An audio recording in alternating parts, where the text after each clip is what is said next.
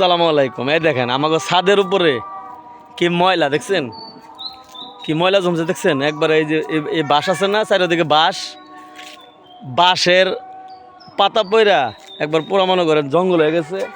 আমি নিচে থেকে ঝাড়ু নিয়ে আইছি, এই যে ঝাড়ু নিয়ে আইছি। এই ঝাড়ু দিয়া এখন আমি আপনার ছাদটা পরিষ্কার করে দিব। আমার আব্বা আমার আম্মা মুরব্বী মানুষ, ওনাদের অনেক কষ্ট হবে, তাই আমি নিজে আইসা এখন এই ছাদটাকে পরিষ্কার করবো। তো বুঝছেন, পুরো পরিষ্কার করবেন। দেখেন কত ময়লা, আপনার একটু দেখেন কত ময়লা। এই দেখেন এই সাইডটা পুরো ময়লা, এই সাইড দিয়ে যে পুরা মনে করেন ময়লা, কথা বুঝছেন, পুরো ময়লা।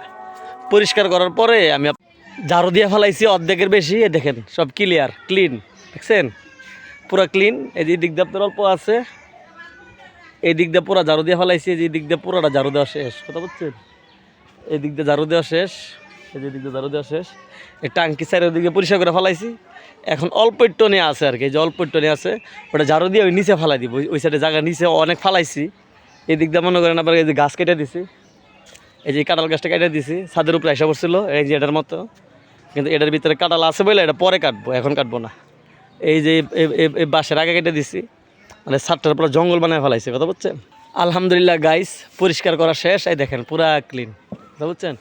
ময়লা সব ফালাই দিছে, আমাদের ছাদ পুরা ক্লিন হয়ে গেছে। এই দেখেন, দেখছেন পুরা ক্লিন, কোনো জায়গায় ময়লা নাই, একবার পুরা ক্লিন করে ফেলাইছি এই ঝাড়ু দিয়া।